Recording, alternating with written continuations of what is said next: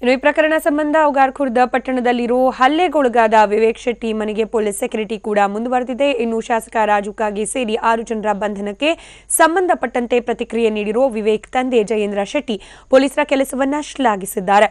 ಪೊಲೀಸರು ಜನಸಾಮಾನ್ಯರಿಗೂ ಜನಪ್ರತಿನಿಧಿಗೂ ಒಂದೇ ಕಾನೂನು ಅನ್ನೋದನ್ನ ತೋರಿಸಿಕೊಟ್ಟಿದ್ದಾರೆ ಅಂತ ಸಂತಸ ವ್ಯಕ್ತಪಡಿಸಿದ್ದಾರೆ. ಅಲ್ಲದೆ ಇನ್ನುಳಿದ 7 ಜನರ ಬಂಧನಕ್ಕೆ ಒತ್ತಾಯಿಸಿದ್ದಾರೆ.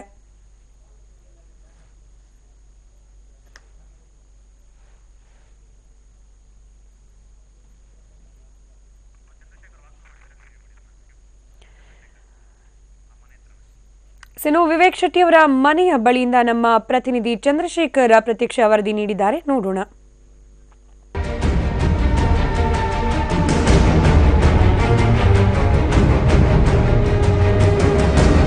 ಬೆಳಗಾವಿ ಜಿಲ್ಲೆ ಅಥಣಿ ತಾಲೂಕಿನ ಉಗಾರ್ಖುರ್ದ್ ಪಟ್ಟಣದಲ್ಲಿ ಜನವರಿ 1ರಂದು ಏನು ಕಾಂಗ್ರೆಸ್ ಕಾರ್ಯಕರ್ತ ವಿವೇಕ್ ಶೆಟ್ಟಿ ಮೇಲೆ ಹಲ್ಲೆ ನಡೆಸಿ ತಲೆಮರೆಸಿಕೊಂಡಂತ ಆರೋಪಿ ಶಾಸಕ ರಾಜು ಕಾಗೆ ಸೇರಿ 6 ಜನರನ್ನು ಪೊಲೀಸರು ಈಗಾಗಲೇ ವಶಕ್ಕೆ ತೆಗೆದುಕೊಂಡಿರುವಂಥದ್ದು. ಹೀಗಾಗಿ ವಶಕ್ಕೆ ತೆಗೆದುಕೊಂಡ ಹಿನ್ನೆಲೆಯಲ್ಲಿ ಇದೀಗ ಏನು ಉಗಾರ್ಖುರ್ದ್ ಪಟ್ಟಣದಲ್ಲಿರುವಂಥ ಏನು ಕಾಂಗ್ರೆಸ್ ಕಾರ್ಯಕರ್ತ ವಿವೇಕ್ ಶೆಟ್ಟಿ ಅವರ ಮನೆಗೆ ಪೊಲೀಸ್ ಭದ್ರತೆಯನ್ನು ಒದಗಿಸುವಂಥದ್ದು. ಕಳೆದ ಏನು 9ರಂದು ಜನವರಿ 9ರಿಂದ ಈ ಒಂದು ಕುಟುಂಬ ಯಾವಾಗ ಆರೋಪಿಗಳನ್ನು ಬಂಧಿಸ್ತಾರೆ ಅನ್ನುವಂಥ ಒಂದು ಆತಂಕದಲ್ಲಿತ್ತು, ಒಂದು ಜೀವ ಭಯದಲ್ಲಿದ್ದರು. ಇದೀಗ ಏನು ಪೊಲೀಸರು ಆರೋಪಿಗಳನ್ನು ಬಂಧಿಸಿರುವಂಥದ್ದು. ಶಾಸಕ ರಾಜು ಕಾಗೆ ಸೇರಿ 6 ಜನ ಆರೋಪಿಗಳನ್ನು ಬಂಧಿಸಿರುವಂಥದ್ದು. ಹೀಗಾಗಿ ಏನು ಉಗಾರ್ಖುರ್ದ್ ಪಟ್ಟಣದಲ್ಲಿ ಏನು ಹಲ್ಲೆಗೊಳಗಾದ ಘಟನೆ ನಡೆದಿರುವಂಥ ಸ್ಥಳಕ್ಕೆ ಸಾಕಷ್ಟು ಜನ ಬಂದು ಕುತೂಹಲದಿಂದ ನೋಡ್ತಾ ಇರುವಂಥದ್ದು.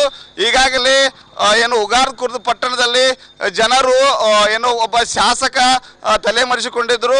ಕಳೆದ ಹಲವು ದಿನಗಳಿಂದ ತಲೆಮರೆಸಿಕೊಂಡು ಏನು ವಿವೇಕನ ಮೇಲೆ ಹಲ್ಲೆಗೆ ಕಾರಣವಾಗಿದ್ದರು. ಕುಟುಂಬ ಸಮೇತ ತಲೆಮರೆಸಿಕೊಂಡಿರುವಂಥ ಏನು ಶಾಸಕರು ಸೇರಿ ಒಟ್ಟು 6 ಜನರನ್ನು ಪೊಲೀಸರು ತಮ್ಮ ವಶಕ್ಕೆ ತೆಗೆದುಕೊಂಡು ಈಗಾಗಲೇ ರಸ್ತೆ ಸ್ಥಳದಲ್ಲಿ ವಿಚಾರಣೆ ಮಾಡ್ತಾ ಇದ್ದು.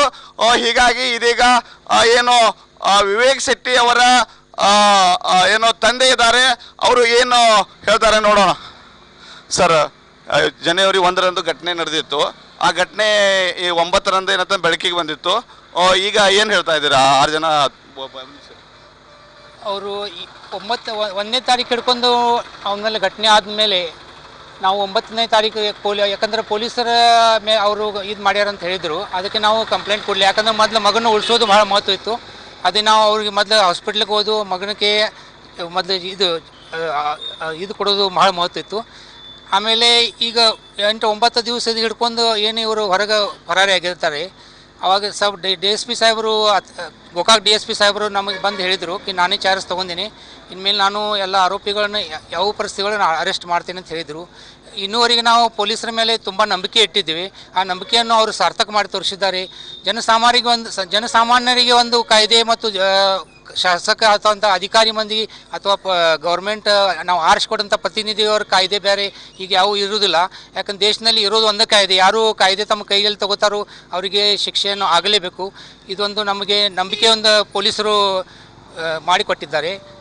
ಈಗ 6 ಜನರನ್ನ ವಶಕ್ಕೆ ತಗೊಂಡಿದ್ದು, ಇನ್ನೂ 7 ಜನ ಇದಾರಲ್ಲ ಸರ್, ಏನು ಆಗ್ರಹ ಮಾಡ್ತಾರೆ? ಇನ್ನೂ 7 ಜನ ಅವರು ಸಿಗ್ಬೋದು. ಯಾಕಂದರೆ ಇವ್ರು ಮೇನ್ ಇದ್ದವರು ಸಿಗ್ಬಿಟ್ಟಾರೆ.